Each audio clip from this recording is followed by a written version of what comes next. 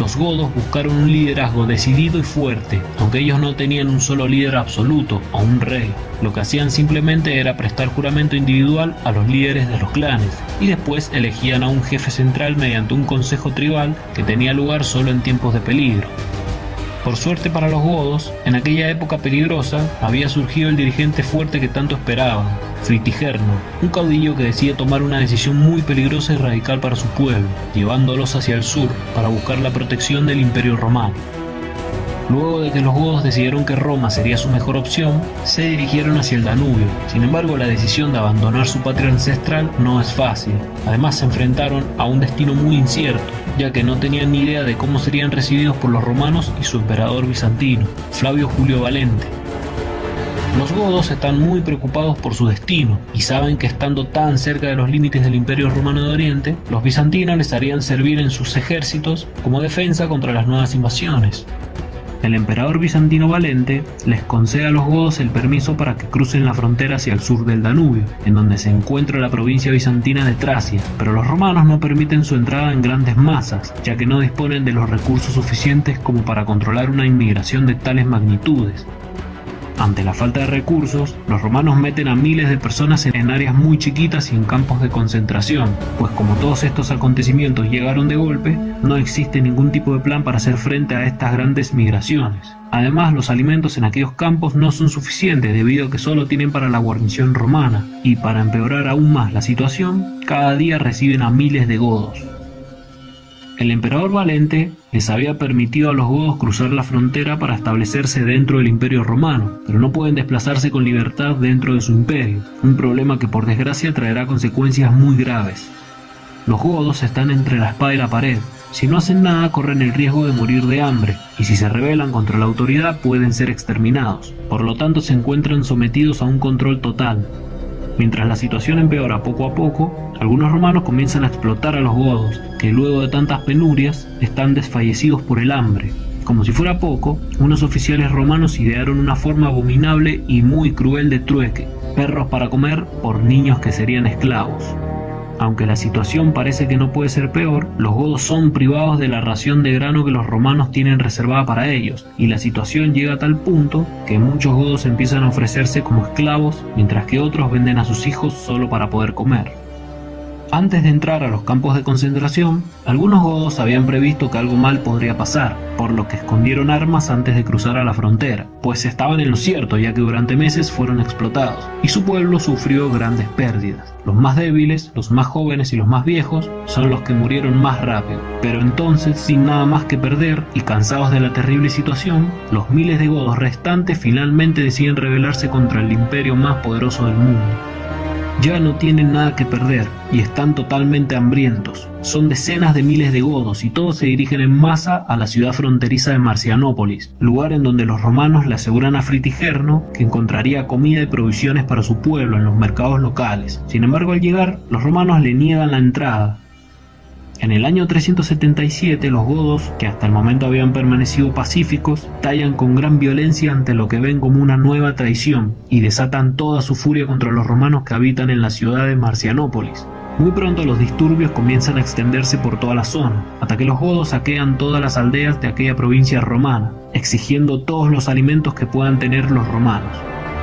Violentos y descontrolados, los rebeldes godos ya no están interesados en mantener la diplomacia y la paz, ahora solo quieren saquear y dejar de lado cualquier acuerdo político con los romanos.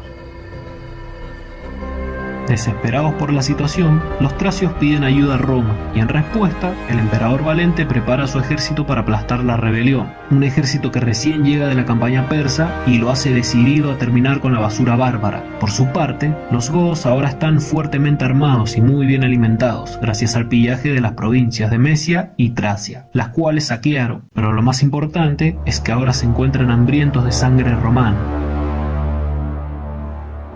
Motivados por un gran odio hacia los romanos, en las afueras de la ciudad de Adrianópolis es el lugar a donde los godos se topan con los romanos, y cada bando cuenta con una fuerza formidable para la batalla. Pero el problema para los romanos, quienes cometen un error garrafal, es que creen que los godos son muchos menos de los que en realidad son. Además, los generales romanos occidentales le aconsejaban a Valente esperar hasta que ellos lleguen con sus legiones, pero los generales bizantinos lo convencen de no esperar y lanzarse directo al combate, puesto a que piensan que los bárbaros son muy pocos como para resistir un ataque inmediato.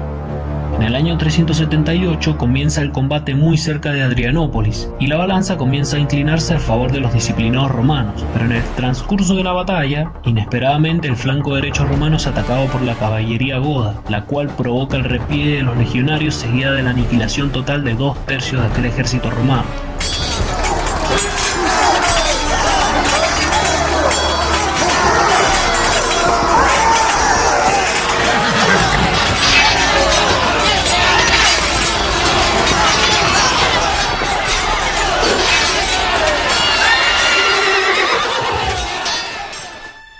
Algunas fuentes señalan que entre los romanos muertos está el mismo Valente, mientras que otra versión dice que el emperador había huido y se había refugiado en una torre de madera, pero los godos lo encontraron y prendieron fuego a aquella torre. Envalentonados por derrotar a las legiones de Roma, los godos ponen sitio de Adrianópolis, pero al estar bien preparada para los asedios y debido a las grandes pérdidas durante el mismo, los godos abandonan el sitio y se retiran. Pero lo que queda marcado para la historia fue la batalla de Adrianópolis, pues este desastre se convierte en una de las peores derrotas de Roma en la historia. Sin embargo, esto es solo el comienzo de un gran cambio social y político en Europa, pues Roma está a punto de sufrir un golpe aún más grande. Después de la batalla, los godos continúan con su avance por lugares donde nunca habían estado, pues a pesar de haber logrado vencer en la batalla a una parte del ejército más poderoso del mundo, aún no tienen un hogar fijo. Por su parte, Roma ya no es la gran potencia invencible de antaño, y como no puede darse el lujo de perder una batalla más, ya no dispone de los recursos militares para derrotar a tantos bárbaros, quienes invaden todas sus fronteras. Los godos, los francos, los vándalos, los hunos, todos ellos invaden Roma al mismo tiempo. Es por ello que los romanos se ven obligados a negociar un pacto de paz con los godos de la mano de un nuevo emperador. Han pasado 6 meses de la dura derrota de los romanos y los godos tienen a un nuevo jefe luego de la muerte de Fritigerno. Su nombre es Atanarico, mientras que los romanos tienen a un nuevo emperador bizantino, el general Teodosio, quien en octubre del año 382 negocia con éxito un tratado con el pueblo godo, en el cual a los visigodos se les concede la tierra a lo largo de la frontera norte de Tracia y Moesia, a cambio de sus servicios en el ejército romano, mientras que a los ostrogodos se les otorga tierras en Anatolia. Se produce un breve periodo de paz, aunque la tranquilidad no parece durar mucho tiempo, ya que después de tantas calamidades, traiciones y brutales batallas, ambos pueblos no están dispuestos a reconciliarse tan fácilmente, y las promesas de paz cada vez suenan más vacías. Los godos entienden que los romanos no están abriendo sus puertas a los invasores, sino que los tratan de manera especial debido al desastre de la batalla de Adrianópolis y de no tener otra opción a causa de ello, además de que están luchando por todas sus fronteras. Pero también saben que la situación militar romana está en pleno cambio, ya que los godos se convierten en las tropas de reemplazo contra la amenaza de los hunos, de los vándalos y de los persas. El problema es que en todas estas batallas de Roma, los godos son los que solían morir en primer lugar, pero la gota que derrama el vaso se produce en el año 394, más concretamente cuando se da la batalla del Frígido. Allí los romanos bizantinos usan a las tropas godas para poder derrotar a los romanos occidentales, quienes están apoyados por los francos, pues los romanos acostumbran a usar tropas no romanas como tropas auxiliares, y siempre son los primeros en ir al choque en un combate. En esta última batalla, las pérdidas de vidas del pueblo godo es enorme e incalculable. Entonces, con muchos guerreros diezmados de manera tan sangrienta en todas estas batallas, los godos sienten que pierden más de lo que ganan. Se ven nuevamente traicionados por los romanos y ya no piensan tolerarlo. En el seno de la nobleza visigoda, surge un caudillo que está altamente entrenado por los romanos, ya que ha luchado con y por ellos, aunque también está profundamente furioso por las injusticias y las matanzas que su pueblo tiene que sufrir en cada batalla romana. El caudillo visigodo es Alarico, y no tiene paciencia por las horribles pérdidas de los guerreros godos, por lo tanto está decidido a enmendar los errores que sus aliados romanos de Oriente, o los bizantinos, han cometido contra su pueblo.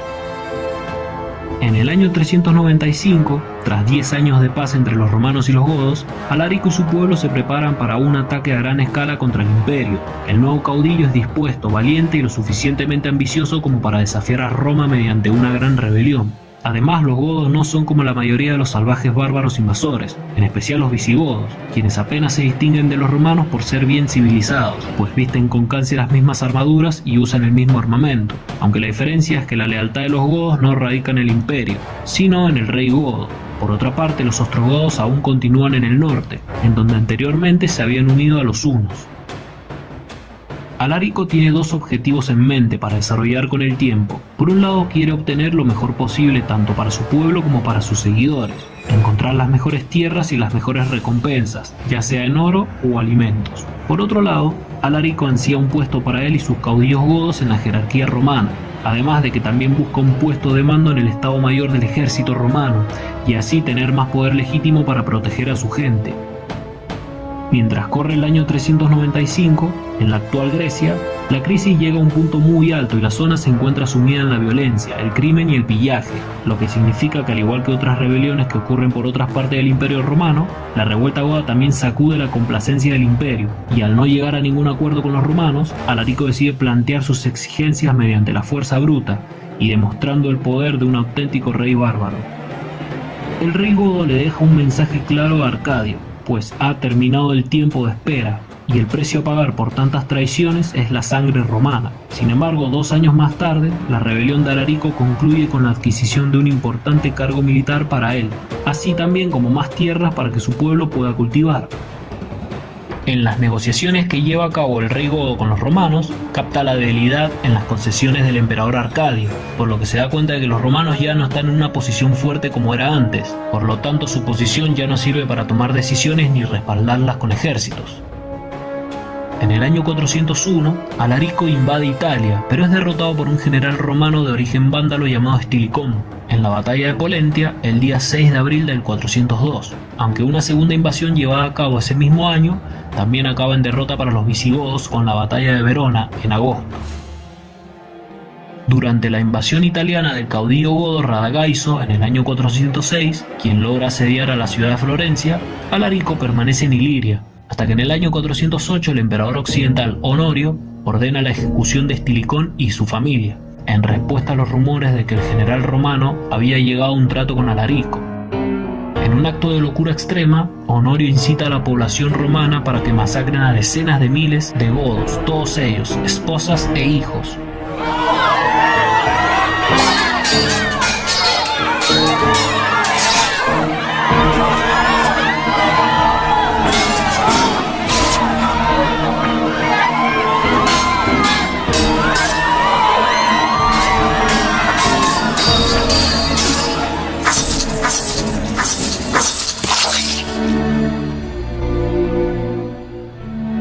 Aquellos godos eran los godos foederati o federados, es decir, los que sirven en el ejército romano. Furiosos, aquellos soldados federados godos se pasan al bando de Alarico, incrementando el tamaño de su fuerza considerablemente. Ahora son alrededor de 30.000 hombres y juntos inician una marcha hacia la ciudad invicta, a Roma, y lo hacen con el objetivo de vengar a sus familias asesinadas. En el año 408, Alarico marcha con su ejército directamente hacia la ciudad de Roma, aprovechando la ocasión de que los francos y los vándalos están asolando el imperio desde el norte de Italia. Alarico llega hasta la misma Roma en el año 409 y decide asediarla con un ejército compuesto por muchos grupos aliados de otros pueblos, aunque lo hace sin adentrarse en ella, esperando a que el hambre obligue a los romanos a negociar. Además, en estos días no hay ejércitos romanos que estén permanentemente protegiendo las ciudades de Italia o las provincias cercanas. Solo hay pequeñas guarniciones debido a la gran crisis por la que pasa el imperio. Los romanos se encuentran desesperados y cuando los embajadores del Senado le solicitan la paz al rey godo, intentan intimidarlo con lo que podían llegar a ser los ciudadanos desesperados por el hambre. Alarico solo se ríe y decide continuar hasta que logra obligar a Honorio a que le haga la entrega de grandes tributos en oro y alimentos para sus hombres. Honorio se exilia en la ciudad de Rávena. Además, al poco tiempo Alarico vuelve a poner sitio a Roma, pero esta vez exige enormes y vastos dominios del territorio romano, puesto a que su objetivo nunca había sido destruir al imperio, más bien siempre fue obtener una posición reconocida y oficial dentro de las fronteras de Roma. En Roma había quedado un emperador títere puesto por Alarico, pero este lo destituye por ser poco efectivo y luego va en busca de Honorio para negociar nuevamente, lo cual podría haber tenido éxito y no terminar en desastre de no ser por la influencia de un poderoso caudillo godo llamado Sarus, de la dinastía Amelungo, una familia goda que lucha a favor de los romanos. El general Sarus posee mucha influencia, mucho poder y tiene muchos más aliados que Alarico, por lo que este decide evitar una lucha y marcha de nuevo hacia el sur, hacia la ciudad de Roma. Mientras los visigodos atraviesan los campos de Italia en su marcha hacia el sur, miles de esclavos capturados de otras tribus bárbaras se unen a ellos. Entonces, con esta mezcla de armamento y de maneras de luchar, pero sobre todo con el aumento de efectivos para la invasión, los godos se convierten nuevamente en una creciente amenaza para los romanos. En este nuevo gran ejército mixto, no importa de dónde viene cada uno, tampoco importa quiénes son ni a quiénes les son leales, pues todos marchan juntos y dirigidos por Alarico con un objetivo en común. Además están hambrientos de pillaje y venganza. El 24 de agosto del año 410, Alarico junto con su ejército invade y se adentra en la mismísima Roma. Allí los bárbaros desatan toda su furia sobre la capital occidental del imperio, una ciudad que ya no es tan poderosa como antes, pero sigue siendo un símbolo para los romanos. Por lo tanto, y hasta este momento, todo el mundo creía que era invencible e intocable. Aún así, los hombres de Alarico saquean sus riquezas y aplastan violentamente la resistencia. Aquella ciudad tan llena de gloria y que era inconquistable, de hecho durante 800 largos años fue llamada como Roma Invicta Est, es saqueada de manera sangrienta. Además, las riquezas que hay en la ciudad son tan... Ixtorix, suscríbete.